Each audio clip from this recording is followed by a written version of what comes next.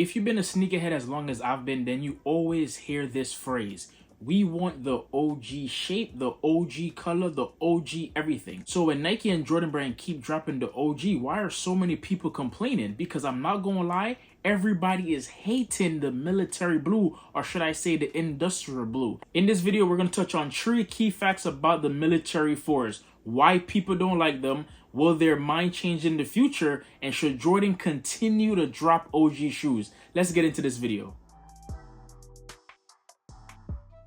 Welcome YouTube, welcome back to the page, welcome back to the channel, welcome back to an episode of Squint TV. And if you're not subscribed, please hit that subscribe button. I am trying to hit 10K before the summer starts, so let's get to it. Come on, we gonna wait. Press that button so we can start. You pressed it? All right, let's go. Now, when it comes to the military blues, a lot of people was hyped about this shoe because the last release was 2012, which means everybody who had that shoe, they're fiending because it's crumbling. Now, if I'm not mistaken, when Jordan Brand first announced this shoe, everybody was talking about, oh yeah, they're going to be the SB shape. Don't worry, they're going to be amazing. How can it be an OG with the SB shape? That's impossible, right? Because the SB shape is not the OG shape. So why were you guys feeding for that shape if it's not the OG? So the military blue that we got this year, this bad boy right here, this is reminiscent to the first time Jordan Brand ever dropped this shoe. We're talking about the OG of the OG military blue. And I know you guys don't want to hear it, but yes, this is the true retro of the OG. The color that you're seeing right here, the dark blue, that's actually how it was when it first came out, when they originally made this colorway. So that means the shoe that you guys love, the colorway that you guys love from 2012, that's not the true OG. And because it wasn't the same color of the most recent pair that we got, everybody just wrote this off and said it's trash. We don't like it. It's horrible. Another factor of why people don't like this is that the upper is not even white.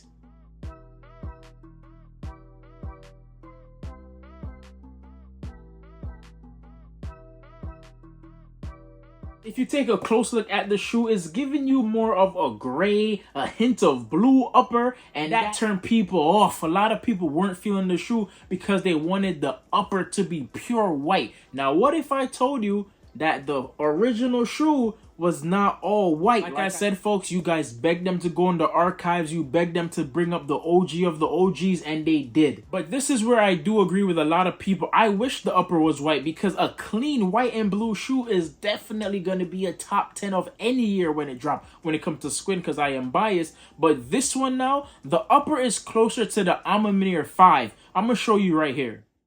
Now, if you take a close look at both shoes, they don't have a pure white upper. It's more of your steel blue, it's more of your grayish blue upper, and that's what people were not feeling. Remember, when the Amanir 5 dropped the Dawn colorway, nobody was feeling this. Nobody want this shoe. To be honest, you could tell people are not feeling this shoe because the resale value is low. Yes, I know we're not supposed to always focus on the resale value, but you know when a shoe is hot, it's gonna sell and make some money. And both of these shoes are not really pushing numbers right now. But back into the comparison, side by side, you could see that the upper of the military blue is almost identical to the upper of the Amanir 5. And if nobody likes the 5, then of course nobody's gonna like the 4. But will their mind change? That's going to bring me to my other point. Will people change their mind in the future? Remember a Jordan 4 that came out, I want to say 2 years ago? Everybody was complaining about the quality. You know, I'm talking about this bad boy right here, the Fire Red 4s. A lot of people are saying how this was horrible quality. Y'all remember the leather is not that great. The Nike Air on the back was shift to the left too much. Some people pair was shift to the side. Other people pair, their air was actually under here, and a lot of people was pissed and upset about that. But guess what happened? Everybody's mind changed because they realized the shoe already dropped. There's nothing they could do besides buy the shoe or leave it alone. And the last time this drop was years ago, so everybody's gonna pick them up. Everybody's gonna cop and wear it. And after a while, nobody cared about the QC. Nobody cared about the glue stains. Nobody cared about the quality of the shoe at all. All they cared about was that it was a beautiful shoe with a beautiful colorway. And I think that's going to be the same effect. There's no way you're going to sit here and tell me that this shoe is now going for $300. Matter of fact, it's going for over $300 in certain sizes. With all the bad complaints that people is giving this shoe, it's reselling for money and people's paying to resell money, then I think in the future, people's mind is going to change for this as well, and they're going to opt in and start buying it. Now, don't get me wrong. If you guys want to stand on business and don't buy the shoe because the color is not right, the quality's trash, the price is too high, then do that. Try your best to find them at an outlet. But all I'm saying is by summertime and by next year, these shoes are definitely going to go up in price. The Jordan 4 is one of those weird shoes that is hyped up and then it's not hyped up, and then it randomly start creeping up out of nowhere and everybody start going crazy when they realize that the shoe that they slept on is now going for $300, $400, $500. And if you guys been following me for a while, then you know that I am not a fan of buying shoes only because the price is high.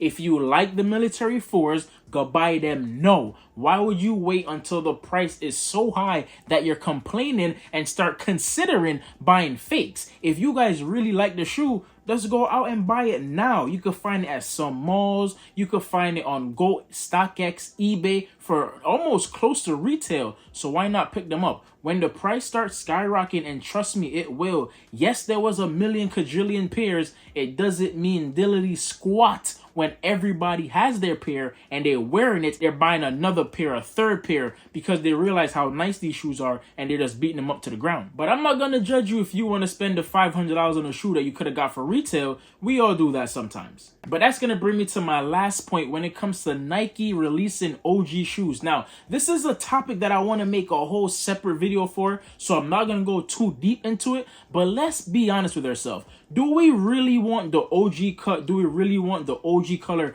Do we want everything OG like when they first came out? Because remember, OG stands for original. The first, the first of the first, the Omegas. That's what it stands for. What we think of OG is probably 2012, 2009. The same way people was complaining about the powder blues. Oh, it's not the same blue from the last release, because that wasn't true to the OG. That's like the Bordeaux 7s. Look, I am the same person who got pissed when the Bordeaux 7s dropped and the midsole was black and they was like, oh, that's the OG.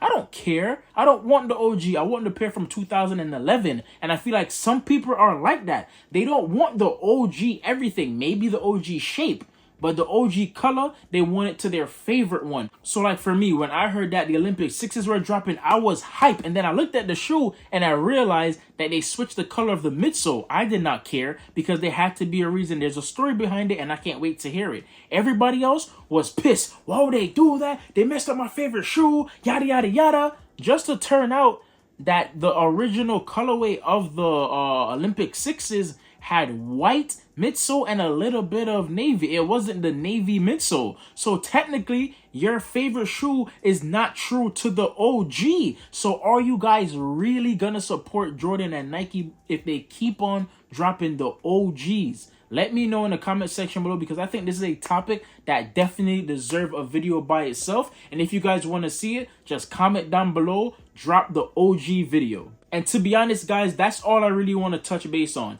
People complaining about the shoe because it's not a true OG, and then they're going to end up buying it in the future anyway, so why complain? And should Nike even continue making the OG shoes? And it's not just Jordan brand, because Nike does the same thing. Just look at the Air Max 1. The new model that they're dropping right now is the Air Max 86. That is the true OG sketch of the Air Max 1, and people hate it. They want the regular model that they're used to, but that's not even a true OG. The shape of 2017 was the best shape, because 2009 shape, a lot of people complain and say it's ugly. I don't even give a hell about shape. When it comes to the shoe, just give me a good colorway and that's all I care about. But some people is just really picky when they come to the OG. They want the shape properly, the color properly, and they probably want the OG price of what, 50 cents and 2 strawberry cookies. But I don't know, guys. Y'all let me know in the comment section below. I like making discussion videos, so if you guys like talking about, sneakers and lifestyle, like I said before, hit that subscribe button. And if you guys are bored and want to watch another video, I got this video right here and another video right here. Go check those out. because right now this video is done. I'm out of here.